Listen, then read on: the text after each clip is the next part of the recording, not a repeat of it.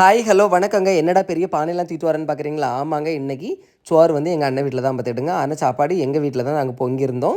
அதாவது சோறும் கறியும் எங்கள் வீட்டில் வச்சோம் பார்த்துக்கிடுங்க. கூட்டு பொரியல் எல்லாமே எங்கள் அண்ணன் வீட்டில். சரியா, 2 வீட்லேயும் மாற பண்ணோம்.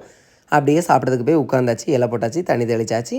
அப்படியே சுட சுட ஆவி பறக்க செங்கல்பட்டு அரிசி சோறை நானும் எங்கள் அண்ணன் பையனுக்கும் மாறி மாறி பரிமாறிக்கிட்டோம் பார்த்துக்கிடுங்க. அடுத்தது பார்த்திங்கன்னா, எங்கள் அம்மா வறுத்து அரைச்சி இன்றைக்கி வந்து சூற மீன் கறி வச்சுருந்தாவ. மாங்காய், தக்காளி, அப்புறம் வந்து முருங்கைக்காய் எல்லாம் போட்டு. அடுத்தது சூற மீன் பொரிச்சது, அவிச்ச முட்டை, அது ஒழுங்காக வேவலை பார்த்துக்கிடுங்க. சரியா, அடுத்தது ஃபைனலாக கருவேப்பிலை கூட்டுன்னு சொல்ல பாருங்க, முருங்கைக்காய் கூட்டம் வச்சுருந்தாவ பார்த்துக்கிடுங்க. முருங்கைக்காய் கூட்டு இல்லை, முருங்கை கூட்டு அப்படின்னு நாங்கள் எல்லாம் சாப்பிட்டுட்டு இருக்கும்போது உங்களோட கஸ்தூரி போய் டயர்டில் உட்காந்துட்டு இருந்தாங்க. அப்புறம் வந்து செங்கல்பட்டு அரிசி சூற மீன் கறியை போட்டு விரசி கிழங்கு கூட்டு ஃபைனலாக தான் வச்சாங்க பார்த்துக்கிடுங்க. கொஞ்சம் கிழங்கு கூட்டு, கொஞ்சம் பொரிச்ச சூற மீன், அப்படியே வந்து கொஞ்சம் முருங்கை கூட்டு எல்லாம் சேர்த்து வச்சு சாப்பிட்றதுக்கு வேறு லெவலில் இருக்கும். உங்களுக்கு எப்படி சாப்பிட்றது பிடிக்கும் அப்படின்னா மறக்காமல் கமெண்ட்டில் சொல்லுங்கள். பிடிச்சிருந்தா லைக் பண்ணுங்கள். தேங்க்யூ.